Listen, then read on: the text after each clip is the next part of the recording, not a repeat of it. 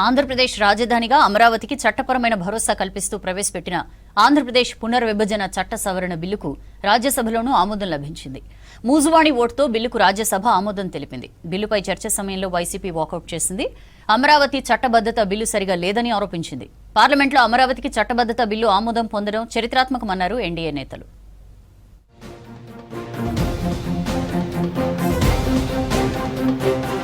ఆంధ్రప్రదేశ్ రాజధానిగా అమరావతికి చట్టపరమైన భరోసా కల్పిస్తూ ప్రవేశపెట్టిన ఆంధ్రప్రదేశ్ పునర్విభజన చట్ట సవరణ బిల్లుకు రాజ్యసభలోనూ ఆమోదం లభించింది.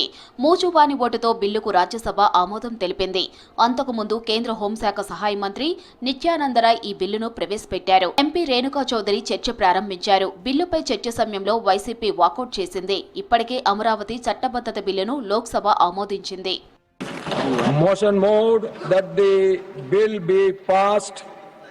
The question is that the bill be passed. Those in favor will please say aye. Aye. Those against will please say no.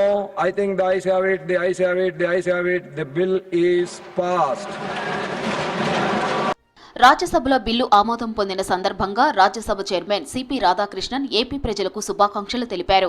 అమరావతికి శ్రీ వెంకటేశ్వర స్వామి ఆశీస్సులు ఉంటాయన్నారు. మొత్తం 11 పార్టీలకు చెందిన 17 మంది ఎంపీలు ఈ బిల్లుపై చర్చలో పాల్గొన్నారు. 10 పార్టీలకు చెందిన ఎంపీలు మద్దతిచ్చారు. On behalf of the entire house and the entire country people, we wish all the Andhra Pradesh people to have their new well-built new capital Amaravati. Thank you.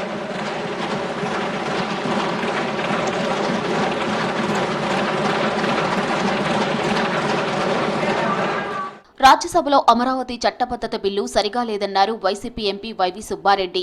Amaravati చట్టబద్దత బిల్లులో ఏపీ ప్రత్యేక హోదాపై స్పష్టత లేదన్నారు. రాజధానిలో మౌలిక వసతులకే 2 లక్షల కోట్లకు పైగా ఖర్చు అవుతుందన్నారు.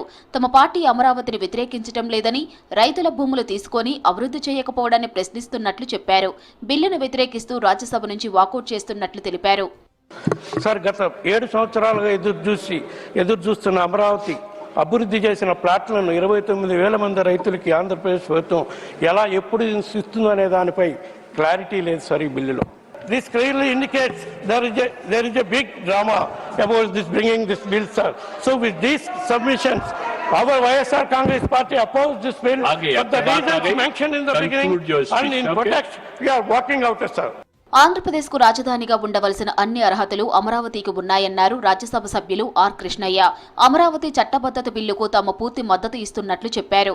రాష్ట్రానికి మధ్యలో అమరావతి ఉండటంతో పాలనాపరంగా సౌలభ్యంగా ఉంటుందన్నారు.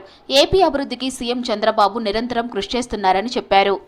అందరికీ రాష్ట్రానికి మధ్యలో ఉన్నందున దీనిని అమరావతిని రాజధానిగా చేయడం మొత్తం ఆంధ్రప్రదేశ్ ప్రజలందరికీ ఆమోదయోగ్యంగా ఉంటుంది. పార్లమెంటులో అమరావతికి చట్టబద్దత బిల్లు ఆమోదం పొందడం చరిత్రాత్మకమైందన్నారు కేంద్ర మంత్రి రామ్మోహన్ నాయుడు. ఇది తెలుగు ప్రజల విజయంగా అభివర్ణించారు. ప్రజా రాజధానిగా అమరావతి నిలిచిపోతుందని చెప్పారు. It is a historic day not only for me or 5 crore people of Andhra Pradesh, for the entire Telugu community who is staying inside the country and outside the country also. This redefines the pride, this redefines the faith, this redefines the consciousness of the country it has on its democracy, on the leadership, something which has much stronger repercussions than looking at it as simply or merely regarding a subject of a state and its capital, sir. అమరావతికి చట్టబద్దతపై హర్షం వ్యక్తం చేశారు చంద్రబాబు. ఉభయ సభల్లో బిల్లును ఏకగ్రీవంగా ఆమోదించడంపై ఏపీలో సంబురాలు చేసుకున్నారు. ఇది చరిత్రాత్మకమని అన్నారు ఏపీ సీఎం చంద్రబాబు నాయుడు. ఆంధ్రుల ఆకాంక్ష నెరవేరిందన్నారు. అమరావతి ప్రస్థానంలో ప్రతి అడుగులో ప్రధాని మోదీ అండగా నిలిచారని చెప్పారు. ఇప్పుడు హామీ ఇస్తున్నా, ఇది ప్రపంచంలోనే ది బెస్ట్ సిటీగా తయారు చేసి జాతికి అంకితం చేస్తాం. ఇది ఒక ప్రపంచ రాజధాని అమరావతి, ఒక ఆదర్శ రాజధాని అమరావతి.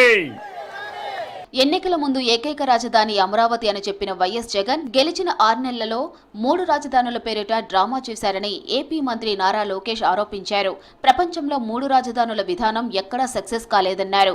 ఏపీ రాష్ట్రానికి మధ్యలో రాజధాని ఉండాలని అమరావతిని ఎంపిక చేశామన్నారు. అమరావతి చట్టబద్దత బిల్లు ఆమోదం పొందేందుకు సహకరించిన అందరికీ ధన్యవాదాలని చెప్పారు. One state, one capital, decentralized development. Where is Google going? Visakhapatnam. Where is the ArcelorMittal project coming south of Visakhapatnam? Anakapalli. Lot of investments now have come to Rayalaseema region. You know, we want to build 22 clusters across very thematically. మొత్తంగా అమరావతి బిల్లుకు ఆమోదం లభించడంతో AP వ్యాప్తంగా TDP సంబరాలు నిర్వహిస్తోంది.